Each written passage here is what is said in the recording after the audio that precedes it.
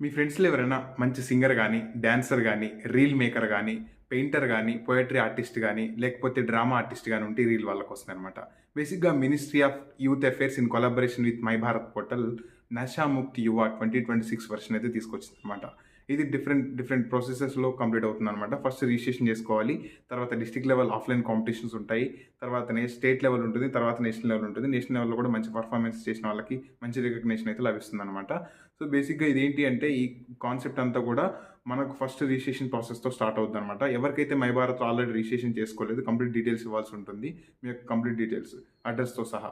So, అప్పుడు మాత్రమే మనకు డిస్ట్రిక్ట్‌కి సంబంధించిన ఏవైతే ఈవెంట్ ఉందో డిస్ట్రిక్ట్ ఆఫీసర్స్ అని మనకు కోఆర్డినేట్ అవుతారనమాట. సో, అలా డిస్ట్రిక్ట్ లెవెల్‌లో ఆఫ్‌లైన్ కాంపిటీషన్ అనేది ఉంటుంది. దానికి సంబంధించిన కొంచెం ప్రాసెస్ అనేది కొంచెం డిఫికల్ట్‌గా అనిపించినా కూడా రిక్వైర్మెంట్ అనమాట. సో, అలా మనం కంప్లీట్ చేసుకొని ఏజ్ అయితే బ్రాకెట్ 15-29 బ్రాకెట్ మధ్య ఉండాలనమాట. అలాగే లాస్ట్ డే వచ్చేసి ఈ యొక్క రిజిస్ట్రేషన్‌కి 20థ్ జూలై 2026 వరకు మాత్రమే ఉంది. సో, ఈలోగా కంప్లీట్ చేసుకొని ప్రాసెస్‌లోకెళ్ళండి. డిస్ట్రిక్ట్ లెవెల్ నుంచి స్టేట్ లెవెల్ నుంచి నేషనల్ లెవెల్‌కెళ్ళాలని కోరుకుంటున్నా.